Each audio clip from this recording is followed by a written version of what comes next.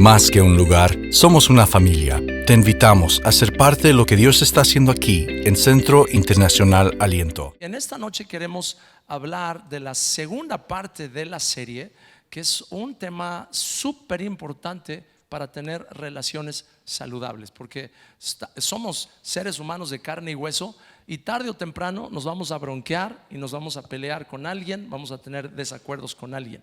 Entonces, una de las cosas más importantes para tener relaciones saludables es aprender a resolver conflictos, porque todo mundo va a tener conflictos, pero el que vive feliz es el que aprende a resolverlos.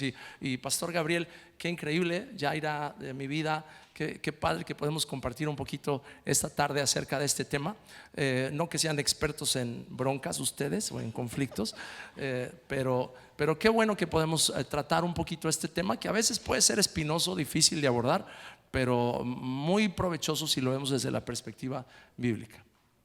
Pues sí, como lo mencionas, pastor, la Biblia habla en Amos capítulo 3, verso 3, y dice lo siguiente acerca del acuerdo. Dice: andarán dos juntos si no estuvieren de acuerdo.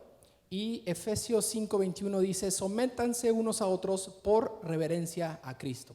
Todos enfrentamos problemas y conflictos al día a diario. Jesús dijo: en el mundo tendréis aflicción, pero confiad, yo he vencido. Y algo muy importante para poder enfrentar los problemas y los conflictos es entender que el problema empieza a perder su dominio negativo sobre de mí cuando recibo el conocimiento o la revelación de la solución. Y cuando recibo el conocimiento o la revelación de la solución, voy en un buen camino para resolver el problema. Ahora, muchas veces los problemas se tratan o involucran a por lo menos dos personas o más personas, por lo cual la única manera de poder resolver el problema es a través del acuerdo. Y por eso la importancia de que cuando estemos enfrentando un problema en nuestras relaciones, puede ser en tu matrimonio, puede ser en los padres con los hijos, puede ser en el trabajo, puede ser ahora sí que en cualquier ámbito de la vida diaria, lo que tenemos que entender es que necesitamos encontrar la manera de resolver el problema a través del acuerdo. Ahí debemos de hacer a un lado nuestros sentimientos, debemos de hacer a un lado nuestro orgullo, debemos de hacer a un lado el querer tener la razón. Uno de los mayores problemas para resolver problemas es que una de las dos personas a fuerzas quiera tener la razón o estar correcto en vez de resolver el problema. Y para eso se requiere humildad, reconocer cuando la otra persona tiene la razón, y aún en nuestra relación someternos y decir: bueno, aunque yo sea cabeza de mi hogar, ¿sabes qué? Yaira, lo que tú estás diciendo tiene mucho sentido, tiene sentido, tiene sabiduría bíblica, yo me someto a lo que dices, está bien, tienes razón. Se vale hacer eso porque eso nos ayuda mucho a poder resolver los problemas, para lo cual definitivamente debemos de estar seguros de quiénes somos, amarnos a nosotros mismos para entonces poder ceder. Qué importante es ceder y qué importante es no estarnos ahí peleando y discutiendo y alzando la voz para resolver un problema, porque mientras el problema siga, no hay solución. Si llegamos a un acuerdo y encontramos la solución correcta, entonces ese problema va a perder su dominio negativo sobre nosotros, y el amor a nosotros mismos en este tema es clave, ¿verdad, pastora Carla? Sí, mira, en Mateo 22, en el versículo 39 dice: hay un segundo mandamiento que es igualmente importante: ama a tu prójimo como a ti mismo. Es muy importante que nosotros, cuando recibimos a Jesús en nuestro corazón, aprendamos a amarnos a nosotros mismos y que empecemos a resolver todas las situaciones internas que nosotros tenemos, porque si nosotros no nos aprendemos a amar, nosotros no vamos a podernos relacionar con los demás, porque si yo soy agresiva o hay agresividad en mi vida, yo voy a tratar a los demás con agresividad. Si yo no he sanado el rechazo, seguramente yo voy a rechazar a la gente. Entonces, primeramente, si tú estás batallando con alguna situación interna, personal, o tienes conflicto con los demás, tienes que analizarte a ti mismo y ver qué es las cosas que Dios quiere sanar en tu vida, que necesitas resolver para entonces tú tener una sana relación. ¿Por qué hay tanto conflicto en el matrimonio, o por qué hay tanto conflicto de padres con hijos o hijos con los padres, o hay personas que se pelean con la persona que conocen, con el vecino, con el compañero de trabajo? Porque no aprendemos a amarnos a nosotros mismos. Porque cuando yo me amo a mí misma, yo entiendo, y entonces tengo la paciencia y el amor para tratar a los demás. Y bueno, mi vida, eso es algo que yo pienso que todos batallamos, y es un principio bíblico extremadamente importante, porque si dice la Biblia, amarás a tu prójimo como a ti mismo, eso lo que quiere decir es que es imposible que tú ames a tu prójimo si primero no te amas a ti mismo.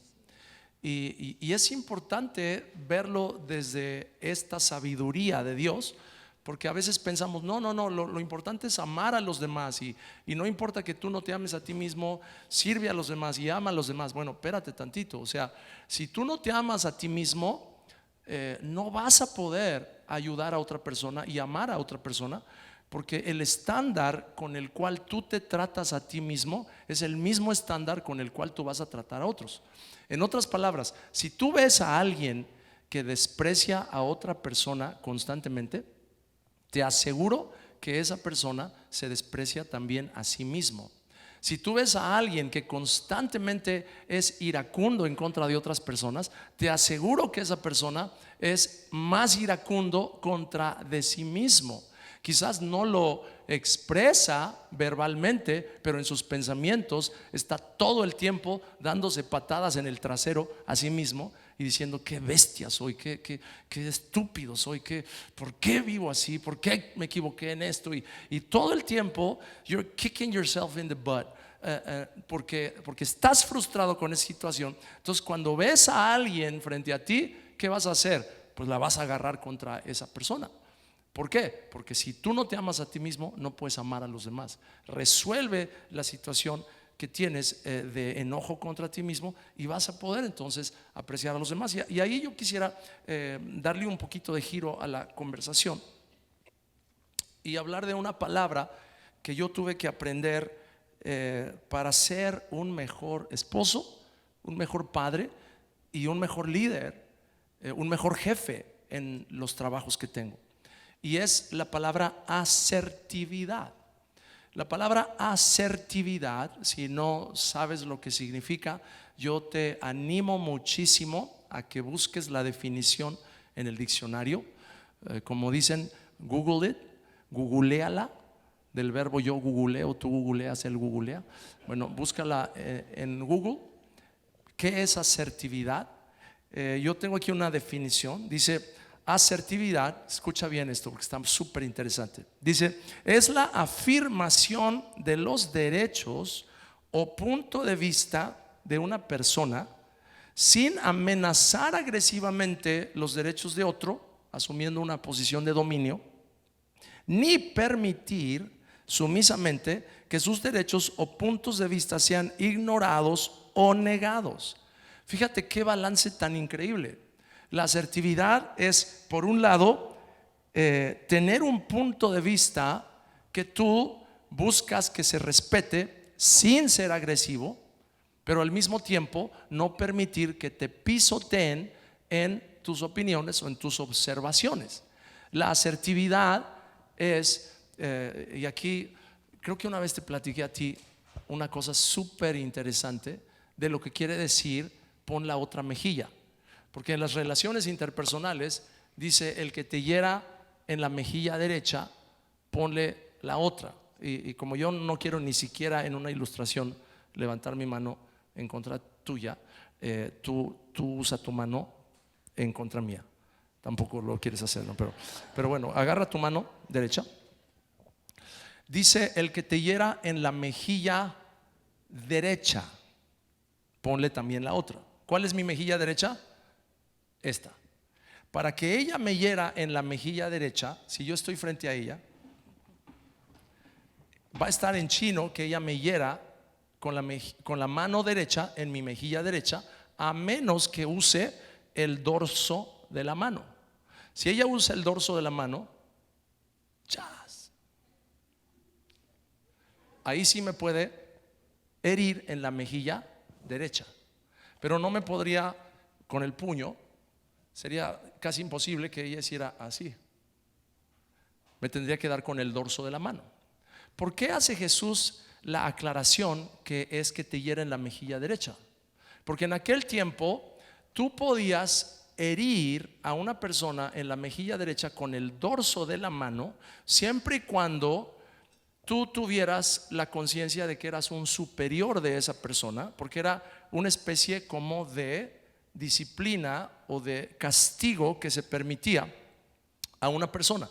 Y en aquel tiempo, una persona que era judía veía a un cristiano y decía: ah, tú eres cristiano, qué estúpido eres. ¡Pah! ¿Cómo tú te cambias de religión? ¡Pah! Y le podía dar con el dorso de la mano y no iba a ser penalizado. Sin embargo, la misma ley judía establecía que si tú le pegabas a una persona con el puño cerrado o con la palma de la mano le dabas una cachetada en la mejilla izquierda de la persona, ibas a ser multado con 40 monedas. ¿Qué quiere decir? Que cuando Jesús dice: si alguien te hiere en la mejilla derecha, ponle también la otra. Ahora pégame otra vez. ¿Qué es lo que está diciendo Jesús? No es: me pongo de tapete y pisotéame porque no valgo nada, porque soy cristiano y me puedes hacer como tú quieras. No, eso no está diciendo Jesús. Lo que Jesús está diciendo es: si tú me vuelves a pegar, te va a costar. Está bien, ya me pegaste una vez con el dorso de la mano y no eres penalizado por la ley por haber hecho eso. Ok, me pegaste acá, te pongo en la otra mejilla. Ahora pégame otra vez, si te atreves. Y si te atreves a pegarme otra vez, te va a salir caro. No sé si están siguiendo lo que estoy diciendo. Eso es asertividad, mis hermanos. Asertividad es entender que tú vales, que no eres una persona para ser despreciado y para ser tirado a la basura. Asertividad es entender quién eres en Cristo. Y si tú eres una persona valiosa, puedes mantener una postura que es firme pero no agresiva. Y entonces ahí es donde entra una dinámica de relación súper saludable y muy provechosa, que es para beneficio mutuo, porque los dos crecen. Porque Dios me libre de estar casado con una mujer que estuviera todo el tiempo sin ningún tipo de carácter, sin ningún tipo de opinión, sin ningún tipo de presencia. Qué aburrido. Y también, por otro lado, Dios me libre de estar casado con una bruja que está gritando todo el tiempo y que está haciéndome la vida imposible todo el tiempo. Ni agresivo, ni dominado, ni una persona violenta, ni una persona sin carácter. Tú y yo tenemos que ser asertivos por medio del carácter de Cristo en nosotros para poder tener relaciones que son verdaderamente saludables. Y así, Gabriel, ya te estoy echando la pelotita, pero creo que le va a Yaira. Sí, le va a Yaira. De esta manera, también para ser asertivos tenemos que aprender a ver a nuestro prójimo como Dios los ve. A nuestros hijos, a nuestro esposo, a nuestro jefe, a nuestros amigos, a la persona con la que convive. Y porque cómo nos ve Dios, Dios ve como sus hijos, Él nos ve con amor, con gracia y honra y compasión. Entonces, una de las maneras que tú te puedes dar cuenta que como que, ay, estoy viendo realmente a mi prójimo como Dios lo ve, es haciéndote esta pregunta. ¿Qué es lo que te mueve en tu relación con tu prójimo? Y aquí van dos hojas. ¿El amor o el temor? ¿Y cómo puedes saber? O sea, y ponte a pensar en ti mismo, realmente qué te mueve, o sea, cuando estás con tu esposo, cuando le hablas, con tu esposa, con tus hijos, con un amigo, o sea, ¿qué es lo que te mueve? Porque el amor siempre busca edificar la relación con las personas a tu alrededor y a la persona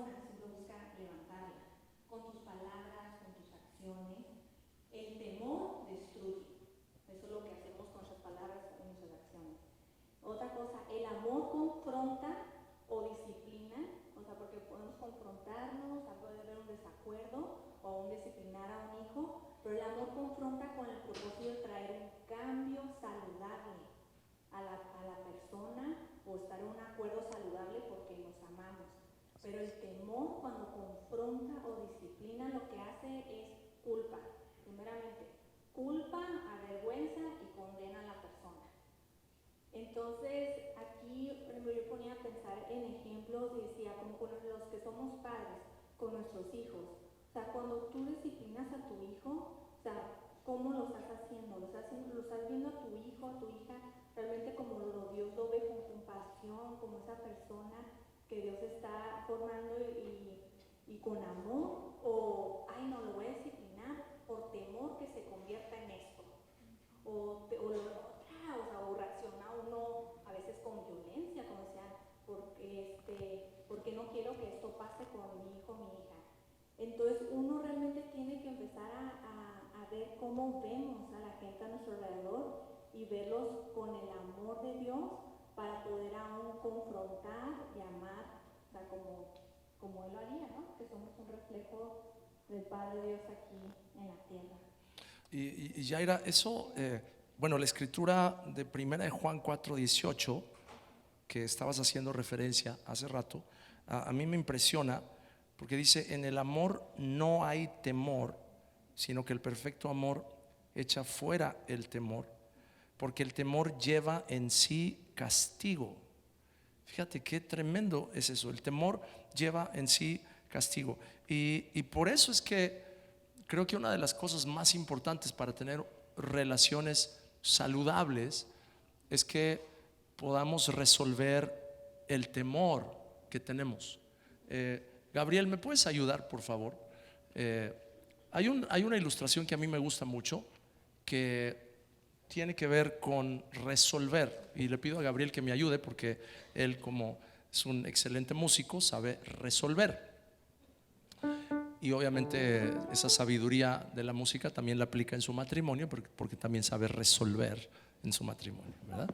Entonces, hay una historia que a mí me gusta mucho de uno de los grandes maestros de la música clásica de hace 300 años, que cuenta la historia que tenía un hijo que andaba en malos pasos y que llegaba a altas horas de la noche a su casa borracho frecuentemente.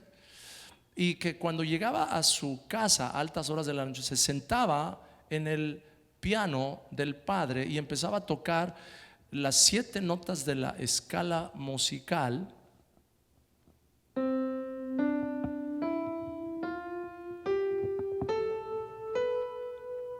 y se frenaba ahí y otra vez.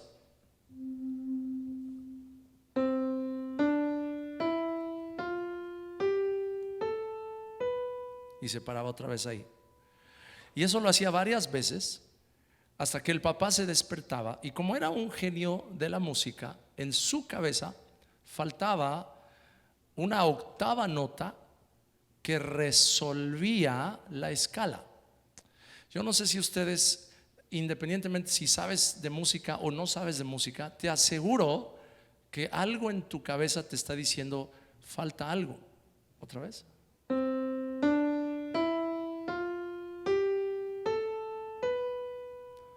Como que falta algo, ¿no es cierto? O sea, ahora, con las 2 manos ahora.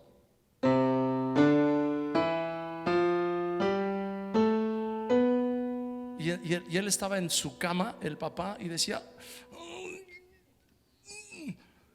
como que, ¿por qué no toca la última nota? Y entonces el hijo, a propósito, sabiendo que el papá le sacaba de quicio lo que estaba haciendo el hijo, se iba a dormir porque lo quería solamente molestar. Y entonces el papá se levantaba de la cama, y no se podía dormir si no iba al piano y tocaba la última que había faltado.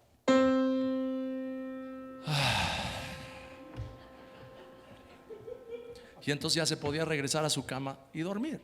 Era la que faltaba. Ahora toca la completa.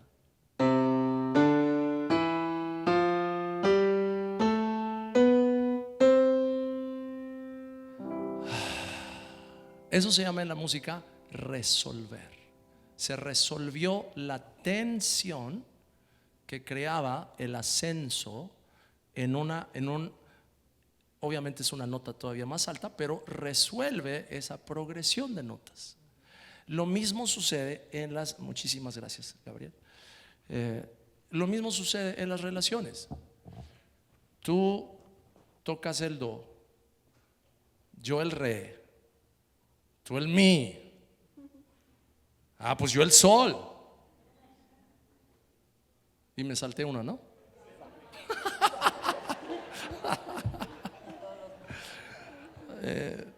Y entonces puede haber una interacción y a veces, así como la nota va hacia arriba, también el tono de voz va hacia arriba y también la tensión va hacia arriba, y llega un momento en el que ya tú estás con el sí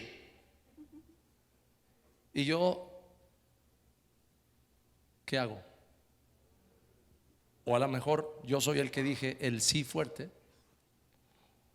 do, re, mi, fa, sol, la, si, y alguno de los dos, si no queremos escalar la cosa y llegar a los cacerolazos, alguno de los dos tiene que tocar el do que faltaba para resolver.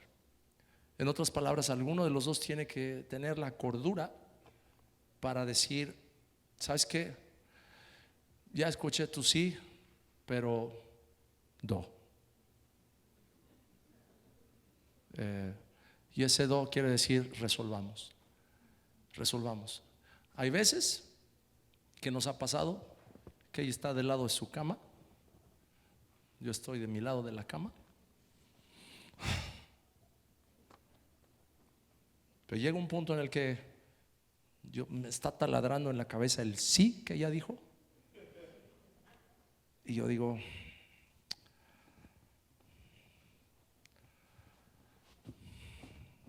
do.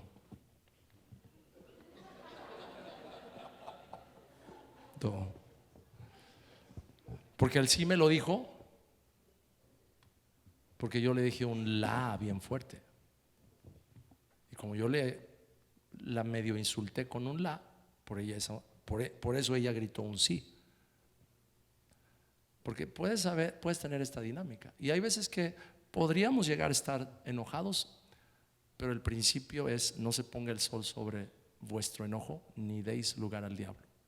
Yo no quiero darle lugar al diablo, yo no quiero que el diablo se duerma entre ella y yo, y para eso necesito aprender a decir do, necesito aprender a tocar el do, necesito aprender a resolver.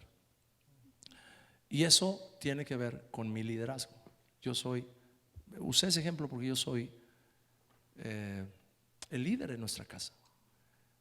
Y honestamente, no quiero, por supuesto, ser injusto, pero hay muchas veces que tu cónyuge te hace enojar, tu esposo o tu esposa te hace enojar, y tú tienes que tomar la iniciativa para resolver y no esperar a que el otro te pida perdón o la otra te pida perdón.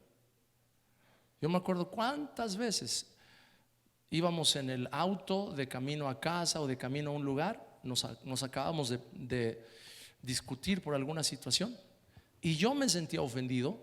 Yo sentía que tenía la razón y que ella me había dicho algo, o me había hecho algo por lo cual yo tenía que estar enojado, y yo iba en el auto así, mira,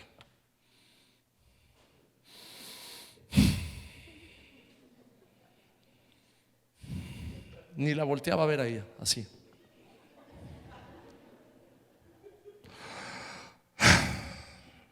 Bufando. Y ella, y de repente la veía y ella estaba así, mira. Le valía que yo estuviera bufando, y yo más duro le hacía,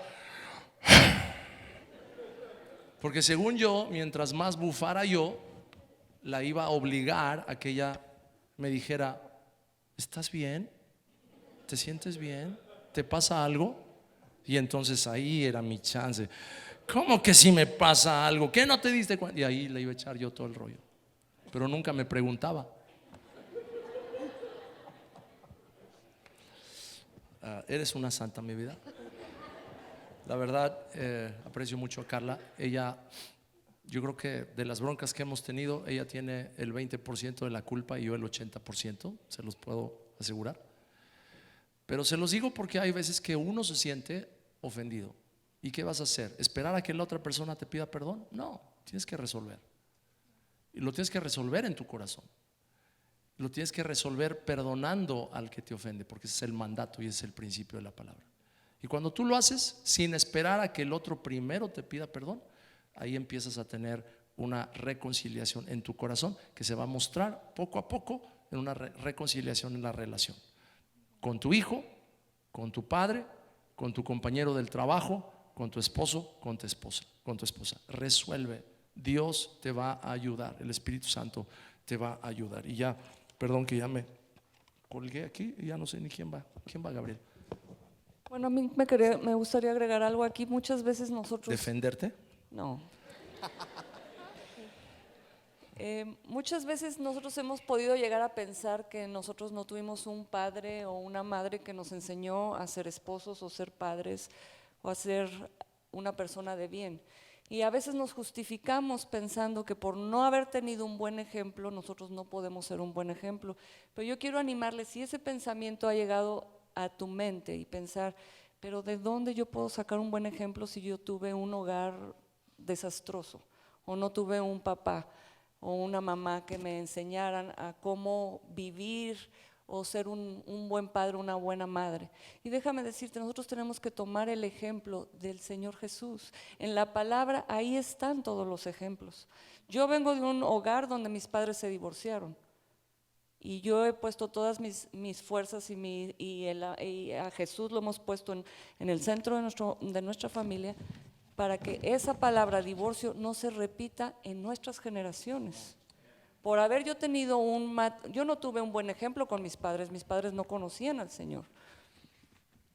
Pero déjenme decirte, no culpes al pasado, ni culpes la vida que tuviste, tú tienes al Señor, estás sentado aquí y nosotros nos estamos esforzando por hacerte ver que realmente todos tenemos esperanza. Si tenemos a Jesús en nuestro corazón, hay esperanza en tu matrimonio, en tu familia, con tu papá, con tu mamá, con tus hijos, con la relación con tu jefe si es insoportable, si en los negocios no te va bien con la gente que trabajas, cualquier relación que tú tengas con tu vecino o con cualquier persona, el Señor nos ayuda a tener relaciones que Él nos enseña a llevarnos y a entender cómo tenemos que hacerlo.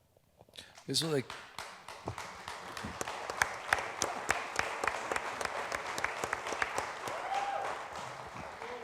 Cuando dijiste que eso de si tu jefe es insoportable, qué bueno que no se oyó ningún amén por ahí. No, están amenazados, no es cierto.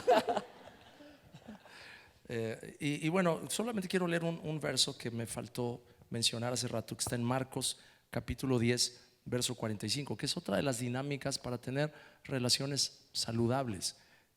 Dice, porque el Hijo del Hombre no vino para ser servido, sino para servir y para dar su vida en rescate por muchos. El Hijo del Hombre no vino para ser servido, sino para servir. Si tú quieres tener relaciones saludables, sirve a los demás. No esperes que los demás te sirvan a ti. Una cosa que yo aprecio, y obviamente hablamos un poquito del matrimonio, aunque esta plática no es para matrimonios o exclusivamente para matrimonios, pero en mi vida algo que a mí me bendice mucho es cómo tú me sirves, y me sirves de corazón, me sirves porque me amas, pero más que eso, yo he llegado a la conclusión de que me sirves porque amas a Jesús.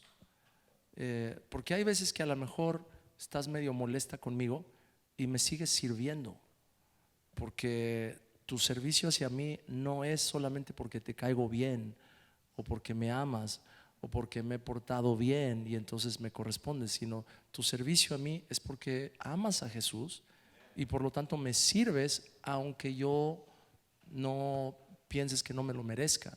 Y esa es una de las dinámicas más importantes en las relaciones con otras personas. Tú no sirvas a otros porque te tratan bien o porque te aman. El otro día en un viaje que hicimos a México, yo estaba, no, mejor no les voy a contar esa historia. Después, es que ya se convertiría en chisme, entonces va en contra de mis principios. Pero sirve a los demás sin importar si te tratan bien o no te tratan bien.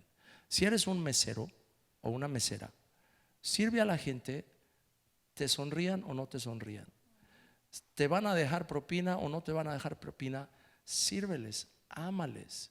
Al final, si tú les sirves, aunque sean groseros al principio contigo, si tú no te importa, porque te amas a ti mismo, tienes la autoestima sana y los sirves de todos modos, aunque sean groseros, al final te aseguro que te vas a llevar una buena propina, porque los vas a ganar, porque les vas a demostrar que su rechazo no te afecta, que tú eres una persona digna de ser honrada, y aunque no quieran, te van a dejar una buena propina, te lo aseguro, porque es un principio espiritual.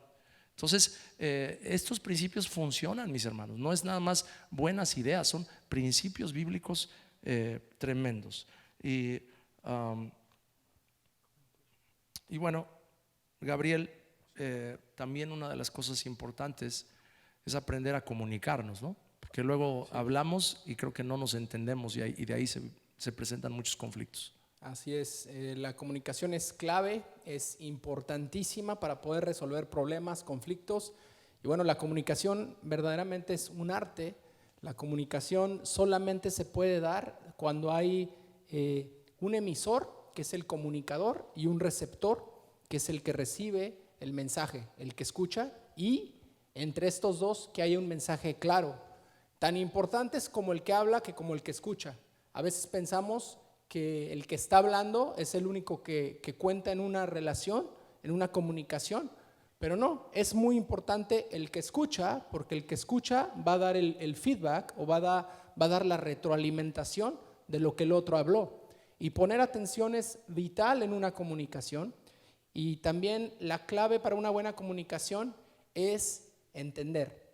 Mi propósito, la meta, el fin de una comunicación es que podamos entendernos.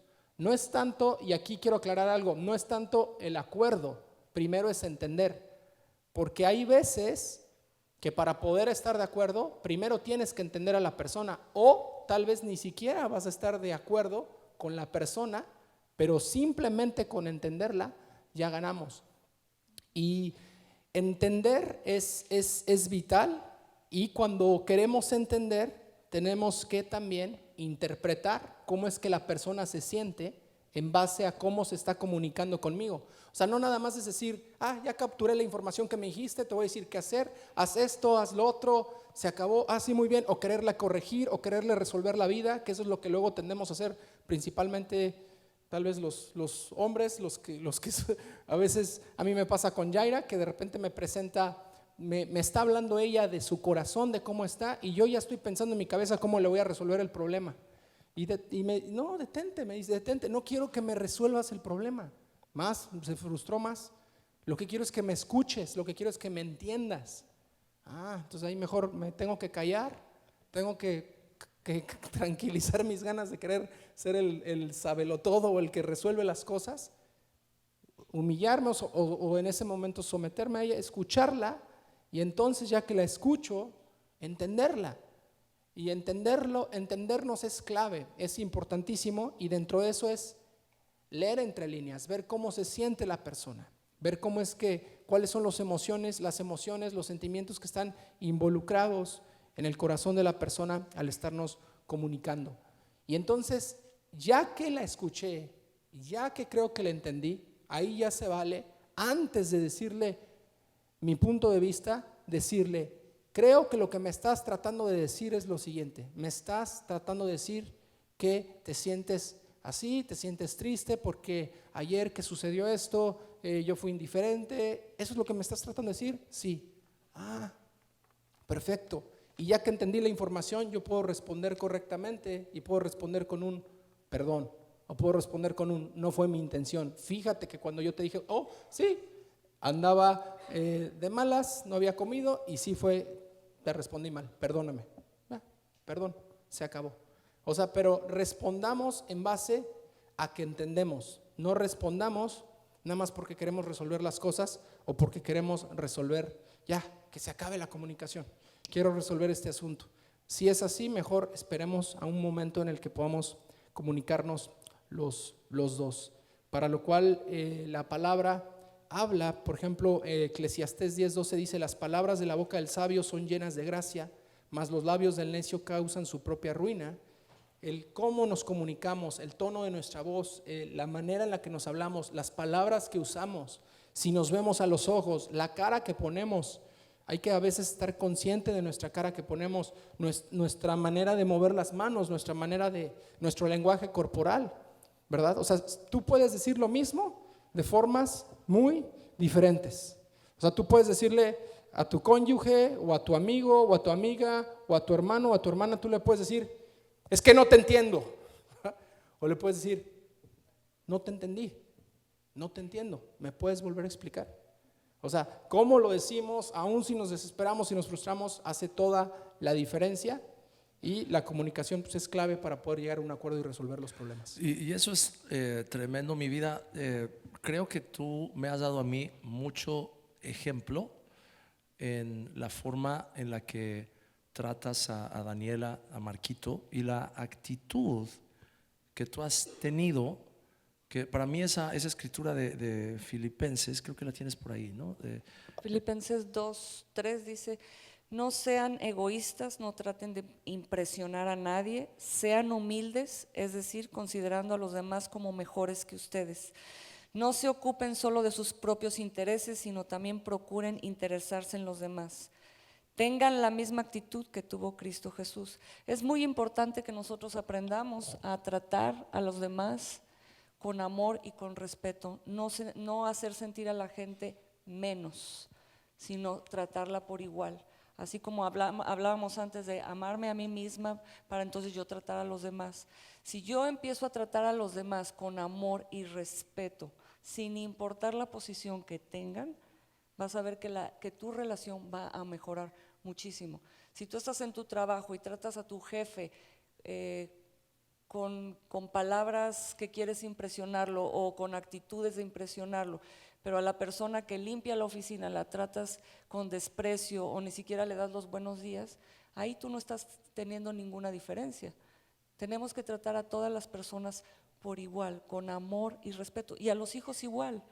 A los hijos hay que tratarlos con amor, con respeto, y mostrar, si nosotros tratamos a nuestros hijos con amor y respeto, ellos van entonces a tratarnos con amor y respeto. Amén. Y me encantó eso que dijiste de no hacer diferencia basado en cómo la persona está vestida o el tipo de posición que tiene en un trabajo. Y creo que quisiera yo leer otra vez eso que leíste en mi vida, porque a mí me resuena muchísimo. Dice: considerando a los demás como mejores que ustedes.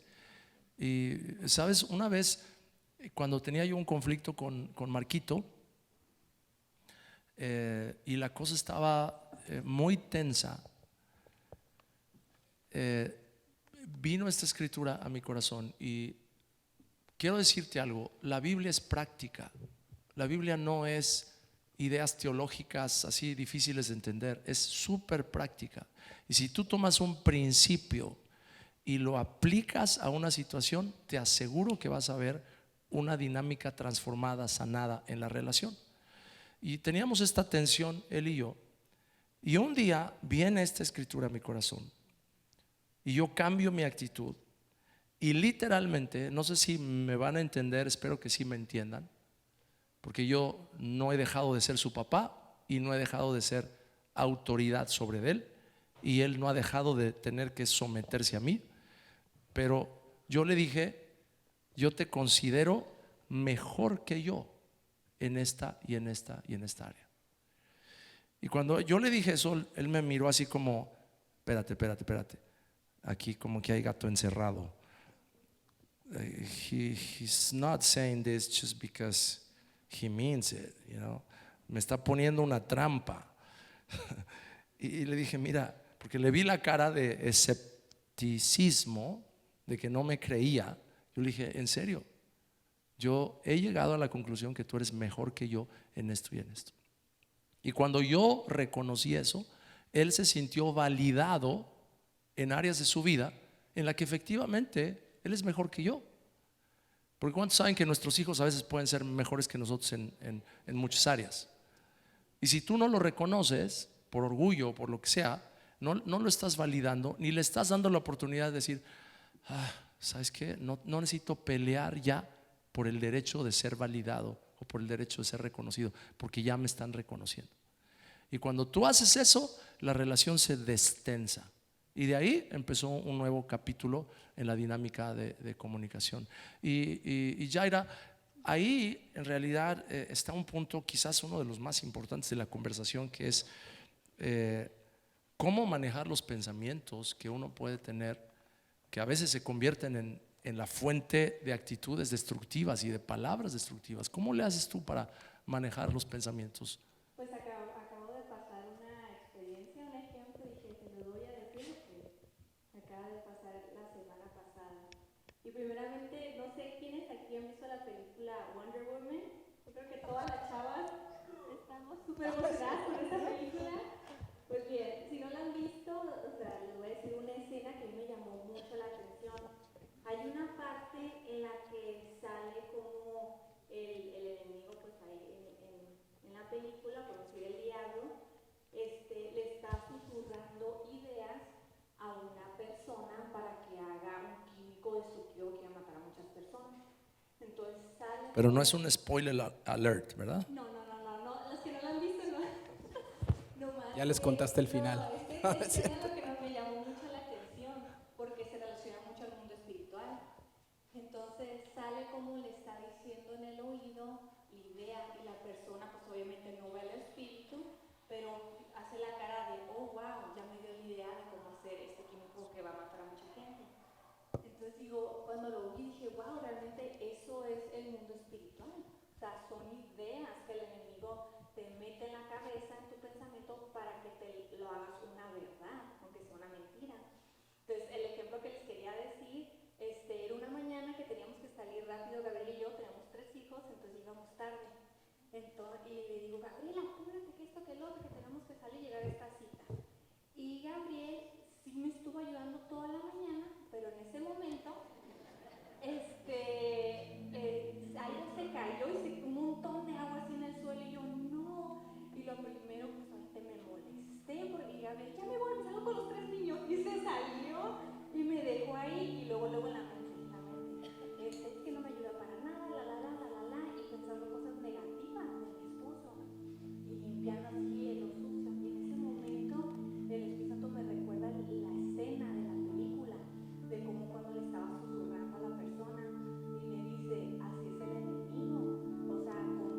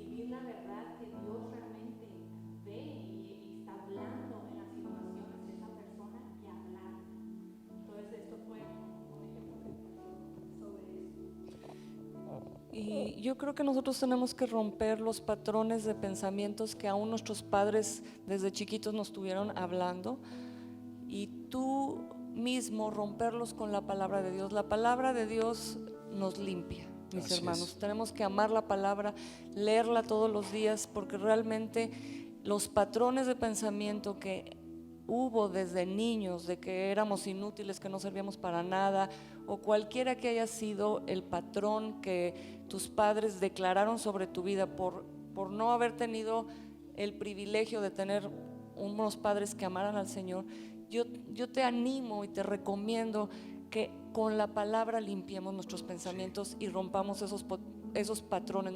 Yo lo he tenido que romper personalmente en mi propia vida para no volver a cometer los errores que mis padres cometieron conmigo, yo cometerlos con mis hijos. Cometí muchos errores con mis hijos, pero el Señor en su misericordia, viendo el anhelo que uno tiene de buscar al Señor y de declarar la palabra sobre nuestros hijos, el Señor obra todo para bien.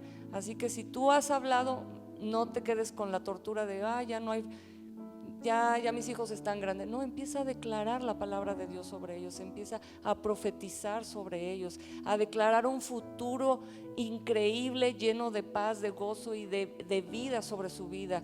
Declara que el lámpara es a los pies de ellos la palabra del Señor y los va a guiar, y empieza a declarar las promesas. Y si nosotros empezamos a hablar eso, miren mis hermanos, nuestros pensamientos empiezan a limpiarse, y esos patrones que teníamos de mal y de estar hablando mal y de pensar mal se cambian, porque entonces lo primero que nos viene es la palabra de Dios. Buenísimo, mi vida, buenísimo.